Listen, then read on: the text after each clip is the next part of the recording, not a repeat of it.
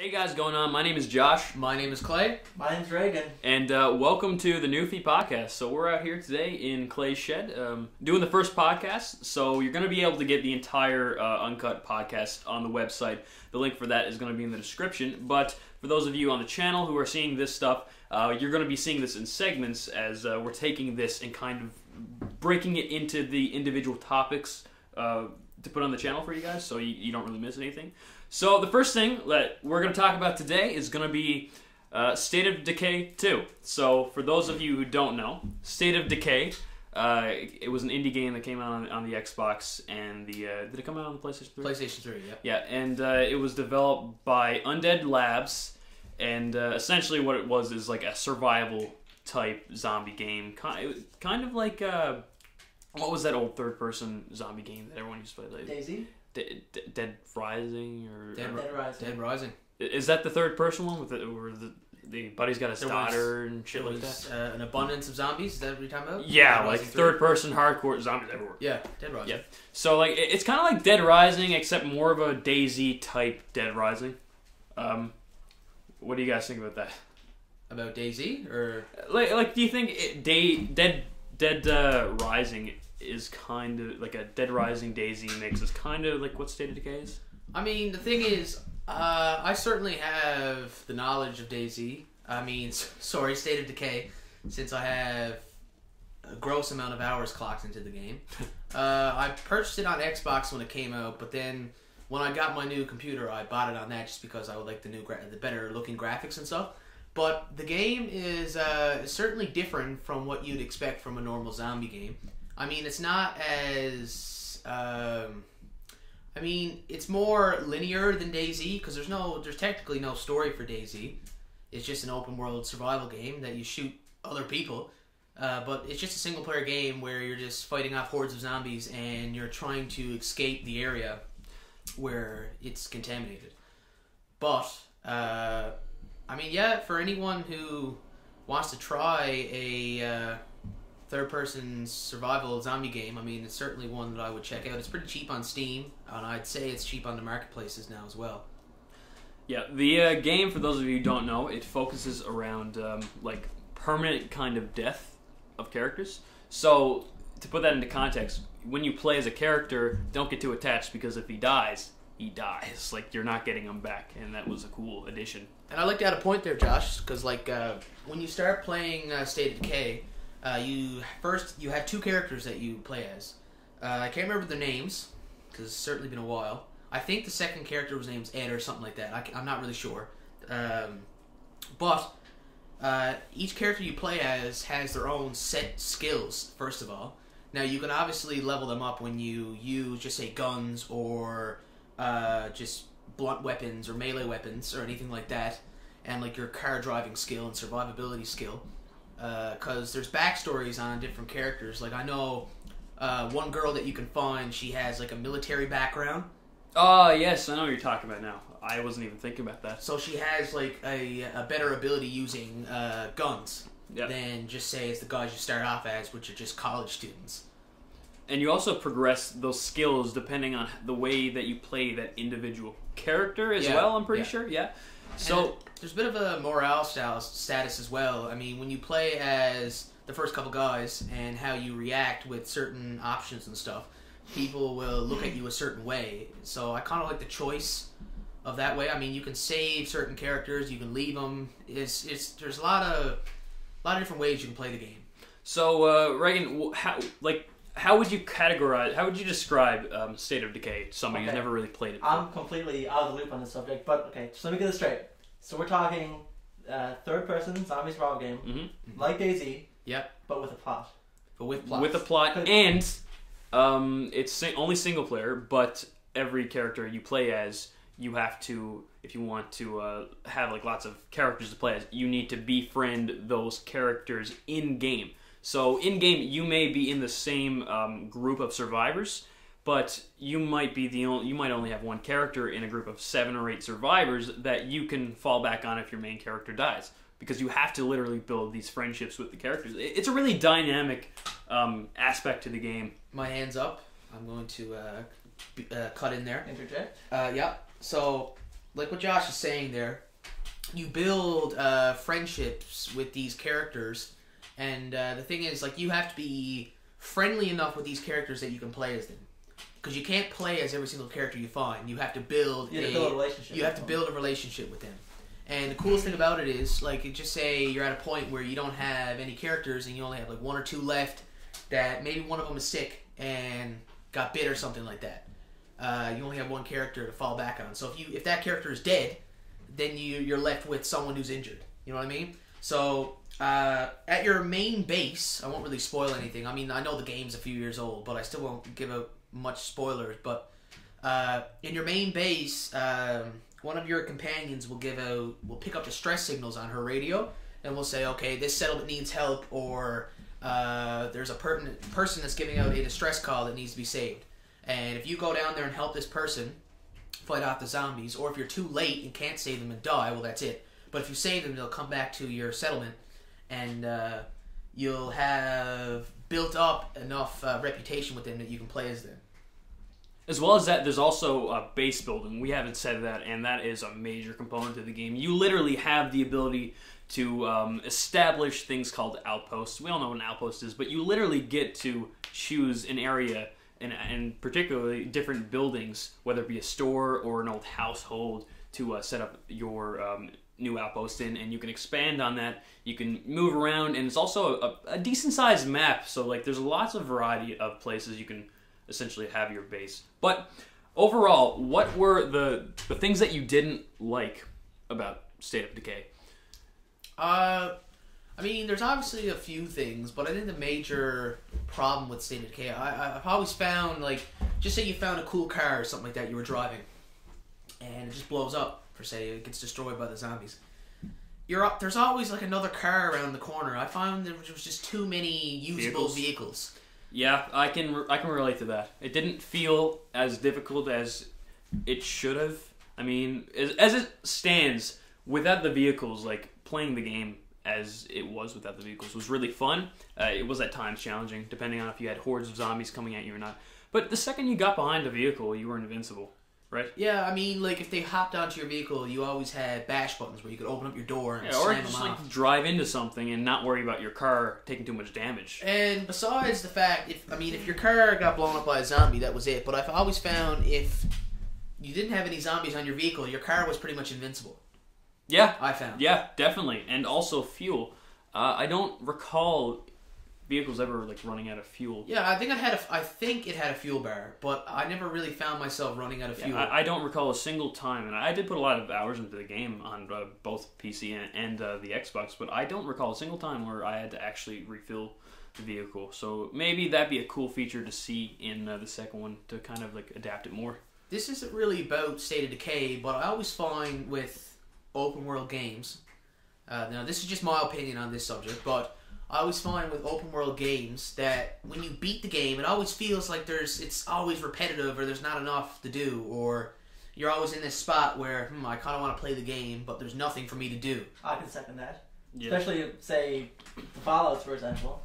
I know the older Fallouts, you finish the game, you can't even replay it. No. So I mean, there should at least be some replayability. Now that being said, open world games. State of Decay, the first one, if you recall, it had a prestige system where once you were tired of the current difficulty, once you progressed as much as, like, so far, you would have to go to the RV, and the RV would drive out of town, but essentially it would just drive you to the same map to restart again, but on a higher tier of difficulty. Yeah, so it's basically a New Game Plus. Anyone that's played any game by From Software that is a fan of the Soul series or have played Bloodborne, those kind of games have always had a New Game Plus. Basically, you just start over again.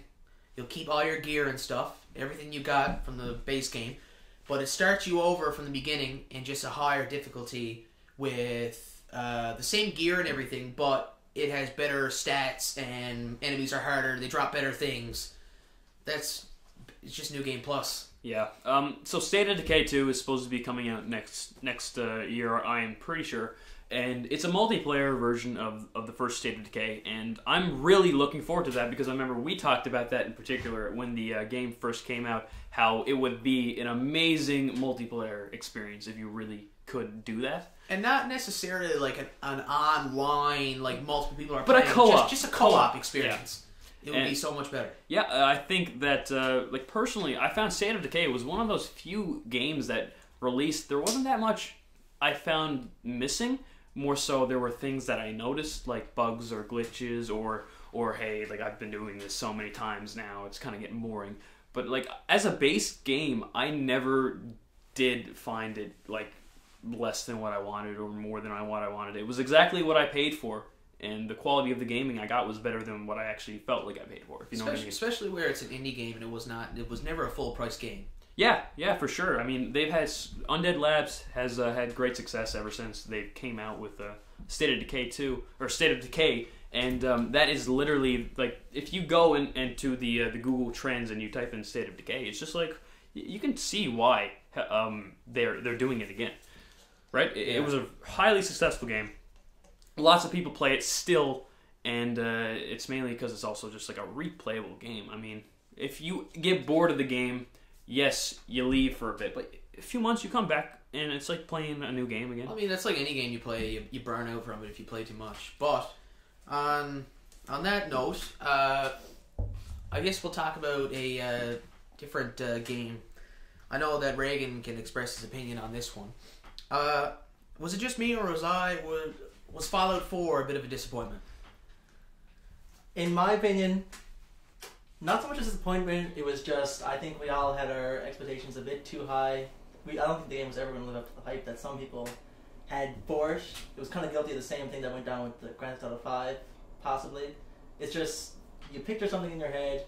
It's a legendary game series. You expect it to be the same feeling you have when you played the other Fallouts, but that was your first time ever playing a Fallout game, probably. And you were probably younger, you hadn't really experienced a game like Fallout. But on the other side, I think there were a few things that came out in Fallout 4 that I think they went in the wrong direction with Fallout 4. Do you want to elaborate on that? Personally, I think they kind of went for more of a first-person shooter feel, a lot of gunplay, and they kind of took away in some of the exploration, some of the, especially, I know people really harped on the voice protagonist. I don't think that took away from it, personally, but my biggest gripe in terms of interacting with other characters was you never really got the exact line that your character was going to say. You was just either a sarcastic remark, a pleasant remark, a negative remark, or a positive remark. And you never really knew exactly what your character was going to say. It could be like the sarcastic one, especially. It could be like, sarcastic as in like, a funny comment, or sarcastic as in like, you're going to aggravate the character, and they could aggro on you and attack you. So, and well, the thing about that, Reagan, Fallout 4 especially, when you got those choices like dialogue options like that, and you're not really sure what your character's going to say. I mean, like you said, you could click the sarcastic remark, and he could say something completely negative, in a sense, and then you would lose a bit of relationship status. You could go positive or negative. Exactly. And now the thing is, I didn't really like about Fallout 4. I mean, Fallout New Vegas. We're not going to talk about the first two games. We're just going to talk about the Bethesda made ones in Obsidian. I always liked the karma system. Now, some people might say, it was a bit too harsh at points, but I always found like when I was playing Fallout 4, there wasn't really you didn't really feel as much as a rebel or like a good guy. It was always just, okay, I'm just going to shoot this guy because I want his caps or something. Yeah, I got that feel too. I definitely got that feel to the game. Yeah, I mean, the thing is about it, like Fallout 4, like you said, it's never going to live up to the hype. I mean, that's like anybody who's making a new game, especially like that game you play. I can't even remember the name. The newer one that just came out. Battlefield 1? Not Battlefield 1. Watch Dogs. Not Watch Dogs. The one that you posted a few videos on the Destiny? channel. No Man's Sky. No Man's Sky. It was just way too overhyped. Yeah. There's other things that we could definitely get into on Yeah, we will actually. We'll have a little bit of a conversation on that as well. That's a whole other story. Reagan, I want you to elaborate more on your experience in Fallout 3 compared to Fallout 4 in the gunplay, because that's a really good point I noticed. I actually played on my 360. I played Fallout 3 right before I actually tried Fallout 4, and the biggest difference in the gameplay was the combat. It was so much more first person, like, well, not like necessarily first person, but it was so much more gun focused. It was a really gun heavy game. I think Bethesda was really trying to get in some fans Call of Duty series, Battlefield. They were like one of that, first person shooter, aim down the sights. 100%. I can see where you're coming from. It's just that the sense that, let's be honest, Fallout has never been a game where you're looking forward to killing people. The combat has always been shitty. Let's be honest. You don't play a Fallout game for the gunplay. For the gunplay, it just lost. It's like I've always liked those, especially from New Vegas. I'm kind of rambling on here, but in New Vegas, you always had those thriller type quests, especially a quest in when you're in the New Vegas Strip. You go into the that weird old casino with all the people with the masks on. Yes. There's a quest there. You talk to a guy named Heck Gunderson, and the quest is called Beyond the Beef. And it's very like... there's ups and downs. There's plot twists. It's like the perfect quest. It's like a Sherlock kind of quest. You're not really sure who's the villain or who's done this or done that. It's very... you're always on your toes. There's a lot of suspense with that quest. And the thing is, there's a lot of quests like that in Fallout 3 and Fallout New Vegas. There was a quest in Fallout 3 where you went to a vault, and you had to get a... A geck. Is this one? No, I'm talking about the violin. If you ever played that one. Yes. That was a very cool quest, and I won't really get in depth on that, but I found Fallout 4, like, the thing... We'll talk about Skyrim as well. In Skyrim, you've seen something off in the distance, you're like, oh, geez, what's going on there? You know what I mean? You're not really sure, so you'll walk there and you'll find out there's a quest there, or someone was killed. Mm-hmm. You can do something to solve it. But I mean, Fallout 4 was just like, you seen a settlement off in the distance, it's covered in super mutants, you kill them and that's it. It was always just too much combat. And I mean, the VATS, I felt like they ruined the whole point of it. It just slowed down time. Oh, my bad, lost your phone there. But it just slowed down time. In Fallout 3 and Fallout New Vegas, it was a pause. If you were under fire, you could go into VATS and that will give you a little break. It was kind of like pressing the pause button. What do you guys think of the DLC that's come out for Fallout 4? I've only played Far Harbor. Okay, what do you think of that one? That was the big DLC that came out, wasn't it? Yeah, it added a new map. Yeah. And people said, oh yeah, it's going to be huge and stuff. I mean, it's a big map, but it's definitely not bigger than the Commonwealth. Now, it might be in like technical terms, but I didn't feel... It's not a second main map. It's a side map. It's something that you do to complete that quest chain or get a few cool guns from that DLC, and that's it. Like, I would still stay in the Commonwealth. I found it was just too dreary, like too dark all the time. It was a lot like the swamp from Fallout 3. I'm not sure what that Point was Lookout. Like. Point Lookout. I think it was like almost like a Point Lookout. Not copycat by any means, but it had the same feeling from Point Lookout. And I never really liked Point Lookout at any point. Didn't like the quest. I didn't like the vibe I was getting from the place. It just seemed like a dreary place, like you said. I was never excited to go there. I feel like if they did something like the Pit, yeah, that would be pretty cool. Because in Fallout 3, you went to Pittsburgh, and then you ended up being a slave. And that's all I'm really going to say about that. But it was cool how you escaped and got all this cool stuff. There was a lot of side quests as well. And now, I haven't really done much of the side quests in Far Harbor, but I completed the main story. I mean, it's kind of cool in the beginning. It starts off as a Nick Valentine quest, where it's very Sherlock Holmesy, which I do like the thriller side of the stuff. But after a while, it just turns into like a normal, I don't know, just a storyline quest. I don't really know what else to say. Nothing special. Yeah, it's just stereotypical quest. Stereotypical Fallout quest. Was it worth the money for it? I mean, what was it, like $30 or something like that? Yeah, I think it's $30. It's about half of the retail price for the game.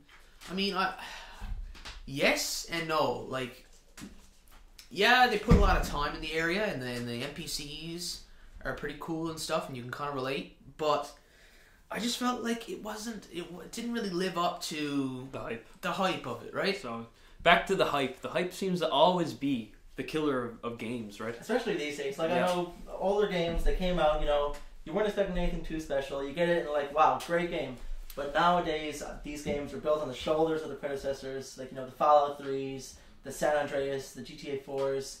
All these games that are being put out, they're just they can't live up to the expectations that they originally were released with, because people they're dreaming up these huge dreams that will just never come to fruition anytime soon. And like the thing is too, like you said, that people played these games when they were younger. I mean, to be honest, I didn't have a fucking clue about Fallout 1 and Fallout 2. Alright? I didn't have a clue that they even existed. Now, when Bethesda came out with Fallout 3, I think I was in grade 7 at the time. And one of my buddies told me about the game, and he said it was amazing. Never played anything like it before in his life.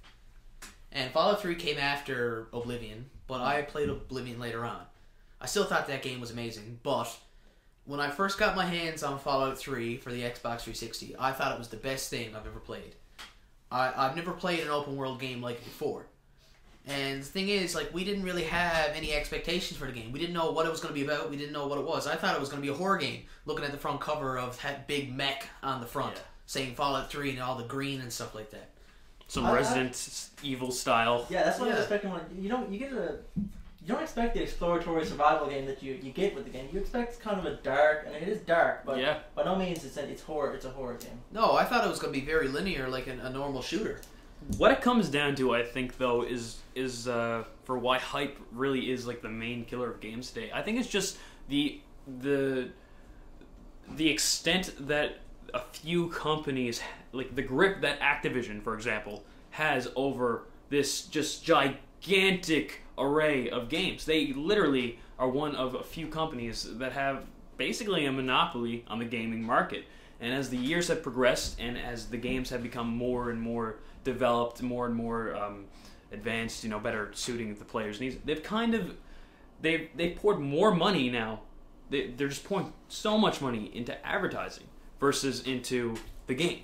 So it's now become a kind of a play of, hey, we're going to build the game, but let's find out what everybody wants. Let's market it in as good of a way as we can to insinuate, but not say, this is everything you want. And in reality, it's the $30 million that they pumped into advertising that caused the game to go big and then go flat. You've seen this exactly, this hype kill. A great example is with No Man's Sky. No Man's Sky is not by any means a bad game, especially for a team of 8 people? An indie team of 8 people. I mean, they did 4 years, yes. I mean, their biggest problem was the false advertising, I guess, of the game. But that was mainly a single person in the company who represented them. And Sean Murray really fucked up really bad. Because he was marketing No Man's Sky in exactly that sense. As it's everything you want. It's all your dreams. See, I don't know anything about No Man's Sky, but I'm seeing what you're saying here. And the thing is, the problem with it was that I guess where he was new to the whole game developing and everyone was just on him and he wasn't a big company. So he didn't really understand the consequences of what he was saying. Oh, for sure. When he was saying, is it multiplayer? Kind of, And so the problem is, people take anything it doesn't matter who you are. People will take one thing that you say that'll go in their favor or something that they like, and they'll take it and they'll just twist it. They'll run with it. Yeah. They'll start saying, "Oh, well, he said this, and it's going to be multiplayer, so that means there's going to be co-op, and I'm going to be able to play with all my friends and stuff." See, the thing is, it's just I don't know. He just took it to the dogs with it. That's all I can say about it. The way I see it is that Sean Murray blew up himself. He became the face of the game, right? And he became just as popular as the game became. So you have E3, especially the past E3 where they were showing the game. The main problem was the fact they showed gameplay that was later removed on a patch that was released on day 1 to the game. So, okay, well, that was a dirty move, but we'll give them the benefit of doubt. Say, okay, maybe it was still in development. It was still in development. They can do that stuff. That happens all the time. Maybe there's issues. They'll add it back in. But the issue really did arise around the first week when it was quite obvious that Hello Games kind of lied about a lot of the game. They created a beautiful game with a beautiful concept and it had beautiful artwork. I mean, the music was great. It really was a fun, empty shell of a game. But it was an empty shell of a game with no depth to it, nothing to do after a few hours of exploring. And once you got tired of the scenery, once you kind of started to, in your head, articulate the number generating pattern for the planets, because there was a overwhelming pattern on all the planets, and it was just, you kind of got bored of the game. So the game was overhyped, the game was empty, and the thing that really killed people about this was the fact they paid $79.99 for a game that felt like it was worth less than $30. It felt like it was a beta test for it. Exactly. It felt like Minecraft before they had creepers. When they just, like, you remember the videos Notch would release? That's what it reminds me of. It looks cool. You can see the concept. You can imagine what it's going to be, but it's not that yet. You know what a good example of this is? It's like buying GTA. You boot up the game, and you're the only player in the game. There's no quests, there's nothing to do, there's no cars, there's nothing. No NPCs. No NPCs. It would still be an amazing game, amazing physics, but it's empty. There's nothing to do. I mean, like I said, I don't know nothing about the game, besides just watching a few videos on it. But it just seemed like, well, like you said, there was nothing to do. I'm assuming there was a bit of a story plot, but it was just something that was just thought of, just a concept. It was like they were pumping up the game way too quick, and then they thought, now what's the kind of story we can put to this? And say, oh yeah, you just travel to the center of the universe. That's it. Yeah, something that was really slimy though was the way that multiplayer was touted to be something. I've watched all the videos of people who were angry at Sean Murray for this and stuff like that. So like there's like a little bit of a bias there because I've seen more information on that side versus like on the positive side. But yeah, he did market the game as if it is so unlikely that I'm ever gonna run into you, but if we were to be on the same planet, we would see each other. And he even insinuated that you will be able to see the other player, and that's how you will know how you look. Because the other player is the only person who can see you, and you're the one who can see them. And that was the only way to figure out who you are in the game. But that was a lie. That was a lie. In the first 24 hours, two people ran into each other on a planet. A guy shows up on a planet, he's like, oh, what? Some stuff has already been discovered by someone. He gets in contact with the guy, and they meet up on the planet. The same spot, but they don't see each other. Mm-hmm. And that is where No Man's Sky began to die. So it really does come down to, we're living in like a world now, in the past 10 years especially, where games are hyped more than they're developed. And I think it's a cancerous, it's a toxic environment for games, and it could really harm the overall implications for the entire gaming industry and gaming market. We could probably, this is kind of like a far out idea, but yeah, I'm sure Josh knows about the tech bubble in the 80s with the games. What's the word I'm looking for here? Just the effort that was put into games in the 80s for what they were selling them for it was a ripoff. I know the E.T. game. That's a great analogy, man. Because that was it was such a terrible thing for the customers. It was terrible for the industry. It was good for no one but really the companies that were putting them out. The publishing company. The publishing company. Like Activision, EA, those names. Who are, once again. But the thing is, guys, like, back then, there was no such thing as YouTube where people can express what they were talking about, or like a Facebook or a Twitter. So when just say if that game was released today and someone like a big YouTuber put up a video saying this game is shit, don't buy it, there's going to be a shitload of people not going to buy the game.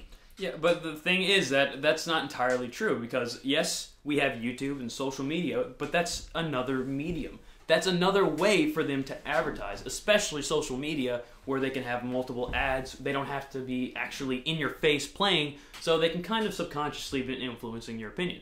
That's a thing Facebook's actually known to do. They like pages that what they think agree or disagree with you based off of their algorithm, and they will literally start inserting pages into your feed without you knowing, and you start to like get your opinion swayed because you don't even realize you didn't like it. Like social media and YouTube, it's just like when TVs came out in the early 1900s, and then before that, cinema started becoming acting and stuff like that, and before that, you had the first music recording. It's just another medium to get it across. For every positive, there's an equal negative. It's just, at the moment, I have to agree with Reagan. This is a lot like the 80s tech bubble, where the publishers really do have their grip on the gaming industry and the gaming developers. Yeah, well, since there was nothing going on, like, there wasn't much people expressing their opinion on that kind of stuff.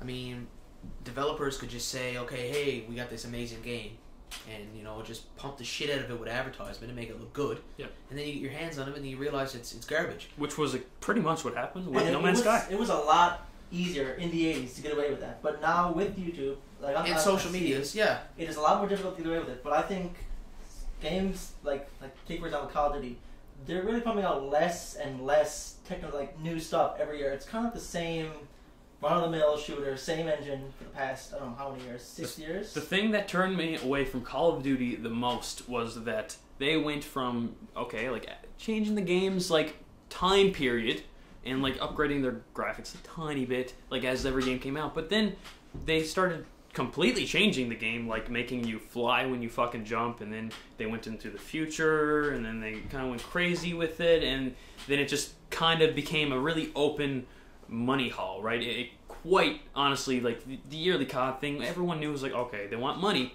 But when they just started rebranding the game, changing the game, and they just completely made it a cash cow. Yeah, I mean, the thing is, Call of Duty, you gotta realize too, Call of Duty started as a single-player game. Yeah. That was very heavily story-driven, because that's all the game had. Multiplayer was an afterthought. Yeah, but I mean, most of the games that came in that time But the thing period is, the first couple games, I mean, yeah, there was, like, multiplayer, but it was just LAN, you know, you can only play Split screen. And it was just kind of like just a shooter where you kill each other. There was nothing, you know, there was nothing that cool about it. But Call of Duty, in the first, second, and third, always had great stories, great characters that they developed on. But just after a while, when they came out with Modern Warfare, they realized that multiplayer, oh, this could be a thing. Because it blew up, it did. Exploded. COD 4 was a great multiplayer game. It was. It was one of the first popular multiplayer games also. But now, they pump out a game every year, and single player is an afterthought. I mean, yeah, they'll say, okay, we'll just add a single player. You're only buying Call of Duty for the multiplayer experience. And it's just reskinned every year. There's nothing new about it. They're the same kill streaks, but with a different picture and a different name. Mm-hmm. And there's one thing in particular that just completely made going back to be a hardcore Call of Duty player, just completely shut it out of my reality. It's just the simple fact that you play a game for a year, they release about 4 map packs in that year, which adds up to double the price of the game, because it's $60 for the game on Xbox, $60 Plus for all your $20 map. for an expansion pack. Yeah, but, like, the thing was, I was not upset with buying the map pack. I was upset that I would buy the map pack and 9 months later, the game would be dead. 2 years later, I probably will never be able to play a multiplayer game again, unless I have my friends. Because every Call of Duty, boom, going great for a year. It's active as it's ever going to be. Yeah. It's great. But then the next Call of Duty's released, you probably lose half your players in. And then Christmas rolls around, you probably lose a quarter then that waited for Christmas. And like that, the game just becomes... Nothing. It's hard to find a match. Yeah, so there's still a few people playing the game. Yeah. But it takes a lot longer to find a multiplayer game. And most people, where Activision, Treyarch and shit stop giving a fuck about their games. The hackers come in. Hackers just start rolling in. They And stop patching the games. Another thing why I was also making this point is because we all know too well here in Newfoundland that regional locking on a game that a new one comes out every year, like within 2 years, you will not be able to find a game. Like, I used to have trouble finding COD 5 games and COD 4 games and when Black Ops was on the go, because we were region locked. We could only play with people who were on this area of the map, yeah. right, of the world map. So it was a shitty time because nobody would play. And we live in a place where there's less than 500,000 people spread over an area the size of, like, New York State. So it's really difficult to find a game, especially when, like, only 1 out of 5 people of that 500,000 have high-speed internet. at that time, right? I mean, at least half our population is over 50. Let's be real. Yeah, exactly. More than half the population. Yeah, is over we're 50. not going to give many Call of Duty players over that age. I think to get off that topic of this game and that kind of subject, I'd like to talk about a game that I purchased last year, and it was kind of talking about what we said before about the Fallout games. When it first came out, we didn't have any experience with them. Now, me with this game series, I've never played it before, but they made it something that I was used to, something that was normal to me, which is Witcher 3. I mean, I've got so many hours put in that game. Like I said, it's disgusting. Like I talked about the games before. See, RPGs and open world games are my kind of thing. It's what I like. I like games where I have choice and decisions, and that's the thing about Witcher that I love. It's the best thing I think the best RPG I've ever played. Yeah, was that Witcher good. 3. It was that good. I would give it a 10 out of 10. It's that good. Wow, that's saying something. All I gotta say is beard growth. Beard growth? Beard growth. I'm completely out of the loop. Is this like character beard growth? It's a Character thing. beard growth. It's a thing, yeah. That's cool. When you sleep or if you travel to a new area, your beard slowly starts to grow. That's awesome. I didn't know that. It's just one of those small things that are. It's just a small touch, right? Yeah. And the thing is, it's a fantasy game, but it's not like your normal prancy fantasy game. Like the game is so racist and dark. It's it's something that we're not used to in that kind of game. Like there's a spot in the city where they hate elves and stuff like that, and they'll start cursing and swearing on them and saying that they're fucking pansies and stuff like that. They'll cut their ears off, saying that they're all. Wow, that's so like real. They'll start hanging people if they're not a part of, because there's the two main factions of the game is the Nilfgaardians and the Temerians. It's a civil war that's going on while you're playing the game, and if you're a Temerian that gets caught in the main Nilfgaardian city, you'll be hung, and the bodies will just start swinging around on trees and stuff. You're publicly hung, and that's the thing I like about the game. I know it sounds a bit. It's a bit dark, but I mean, it's reality. It's reality. Yeah, that's. I'm assuming it's set in an old time. It's an old time. Yeah, that was just reality back then. I love games that through creativity can connect a real world issue like racism into a game like that. And it's sad because like you said, we're not used to playing a game and like there's this one fight where it's like there's a fetus or something and you gotta kill it or something like that. It's like a demon fetus. Well, you like have something to, crazy. You have to save it or kill it, right? You have a choice. That's the thing I like about the game. There's so much choice. It affects the overall ending of the game. People will hate you, and then you cannot do any of their quests anymore, or do anything with them, or go to their little state. Because the thing is, there's barons and there's little villages and stuff. And that's like another theme too. I mean, racism ties into it, and then like. I'm assuming this is an American-made game, is it? Yeah, no, it's not. It's a Polish game. It's a Polish game? Well, I don't know about you guys, but to me, that even like that particular fight, that fetus fight, it brings in the whole like Planned Parenthood, pro-life, like all that argument. Like it really, that game, you're telling me this stuff, and I'm just kind of clicking that this game is taking themes of real life. Yeah, like that's deep. That's a cool game. I might actually get Witcher 3 now. Another thing that's pretty cool about the game is that each area, like you go to this small village, right?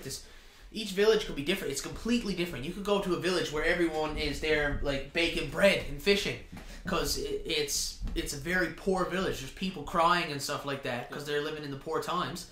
And each area has its own message board, and on that message board you can pick up contracts.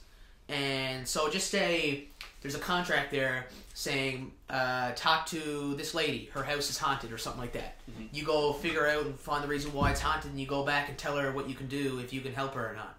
And then there are the quest rewards. People pay you gold, but then you can also barter with them, saying, okay, no, I want more. You can haggle and saying, okay, I want more gold. Okay. And they have an annoyance level, where if you ask for too much gold, they'll get pissed off with you, and they'll just say, shag you, I don't need your help. And that quest gets cancelled. Okay. That's cool. That's really cool. I love like a depth to the just playability of a game. When all your little like reactions, like if you go AFK, like and that affects the game experience. Like that's the cool stuff to games these days. Like I really love that, and that's something that wasn't really a thing in the '80s or the '90s, right? Or even the early 2000s, really. But guys, let's get on the final topic of today, and that is Red Dead Redemption 2. So, Let's do it. what are you looking forward to? Red Dead Redemption 1, except 2, better graphics. Yeah? What about you? Co-op. May I make a confession? Yep. I know Clay already knows this fact. I do. He's a bit disgusted with It's me. pretty sad, I have to say. I have not played Red Dead Redemption 2. Red Dead Redemption. Oh, Red Dead Redemption. No, 2. You're correct. Red Dead, You're Red Dead correct. 2. Yep. But I haven't played Red Dead Redemption 2. Or Red Dead. I've never played Red Dead Redemption, but it's Red Dead Redemption 2. All I have to say about it is it's an experience. One of your favorite games, I believe. It's one of my favorite single-player games of all time. Yeah. It's a good game, man. It's And a I fucking good game. completely regret not getting it back in the day because I always heard the people at school talking like, "Oh my God, Red Dead's amazing." Like, you get it. There's nothing I can complain about Red Dead. Yeah, I agree. It's a masterpiece. It's a good fucking game, man. I loved, I especially loved the zombie DLC, man. Like, that was fucking awesome. I heard a lot of good things. Like, about that was the- actually the best. I played zombie games, and that was a DLC, and that literally, to this day, was the most enjoyable zombie game I've ever played. It still has stuff I can do on it. It's just I don't have the time to go, pour It was into so cool Red Dead. because the thing is, Red Dead 2, you had a fame meter. You could be a bandit for God's sakes, and people would fear you when you come into a town. But the cool thing is, it's a little small little touch. You could buy a bandana in one of the Mexican shops, and you could put that on. And if you killed someone or raided a town or robbed a merchant or something, you didn't lose fame because people didn't know who you were. Yeah. And the thing is, if you didn't have this mask on per se, raided a town or killed someone, you could get bounty hunters after you. Something that was awesome about Red Dead 2 was how the entire map was all connected. If you got a bounty on you, you would have people from all over the map coming for you. All over in both states will come after you. And it would be like a full-on struggle to survive. You'd have to be avoiding areas. You'd have to be running, fighting. I mean, the terrain you were in affected how likely you were going to win the battle, right? I mean, it was a great game. Especially if your fame was solo, you had the marshals and everything coming after you, or the army. It was... Now, it's not like Grand Theft Auto where you had a wanted level and you had constantly people coming after you. We had to get rid... No, it's not like that at all. No, not like police chase, tag on you. Nothing like that. It's like, imagine you're in the woods and you're wanted by the police and there's about 10 officers in a 200-kilometer area looking for you. You killed... Just say you had a pack of marshals come after you. You killed them all. That would be it. But then you could go into a different town and these marshals could see you by the wanted poster and they would start attacking you. So the game was like a really in-depth multiplayer / single player / co-op experience. Did you enjoy playing the game solo? But what? Red Dead? Yeah. Yes, of course. But what did you enjoy more? The multiplayer or when you were on your own? Or did you find it was both just perfect? Well, I mean, the multiplayer was... I mean, yeah, it was cool. But I liked single player more. So what didn't you like about the multiplayer that you would like to see change in the next one? I just found that it was too old school Call of Duty. You come into an area and there's a shitload of people and you're just all killing each other. Basically, there's team deathmatch. It's just team deathmatch sort of thing where you're just constantly killing people. There was nothing cool happening. Yeah, you could raid bandit villages and stuff, but it just felt like it was too much of just a team deathmatch shooter. So you want to see it kind of shift away from just kill while you're around players to have some kind of interaction that's not just killing each other? The thing is, I would like there to be... No, this is asking for a lot. A single-player experience, but the multiplayer will be on the same map, but it would just be a co-op experience. Replay the entire story. It would be a different sort of outcome. You play as the same characters and stuff, but there would be an extra person with you, which would be your friend, and you would beat the game that way. But your single-player experience and your co-op experience will be different. I see what you mean. I think that'd be a cool thing to add.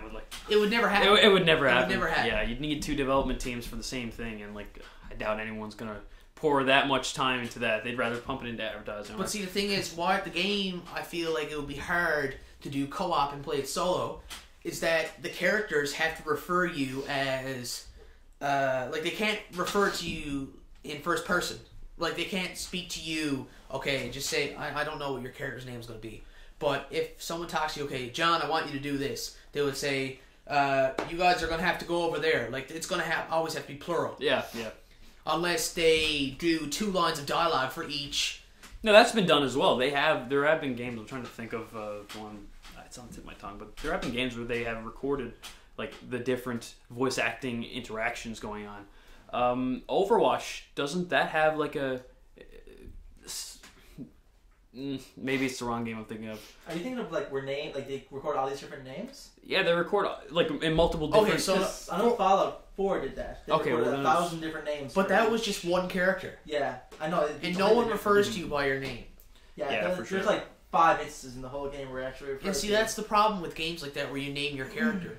Now, in Witcher, you're a set player. Your name is Geralt, but you choose your outcomes and you play as this one guy. So everyone's referring to you as Geralt. And the coolest thing about Witcher, to go back to that, I know we're trying to clue it up here. If you played Witcher 2, you could load that save file onto your Witcher 3. So anything that you've done in the second game, because you see the same characters from the other games, they would remember that, or what your choice was in the game before, which was really cool. That's actually really. I never heard that before. It's game changing. Wow. Yeah, that's pretty cool.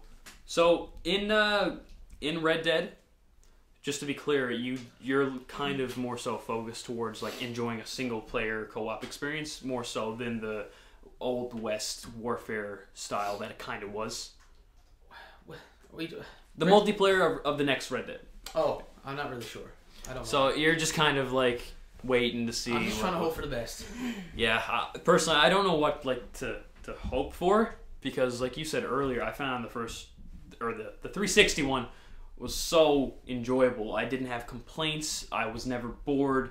I guess maybe sometimes travel got boring when you had to go long distances, but even then there was so much stuff to do, especially when the different horses, the dead horses that you could get. Oh, that was so fun, man! And the fact that the dead one, the death one, the zombie one was co-op was just fucking awesome. But anyways, guys, I hope you guys enjoyed the KP Newfie podcast.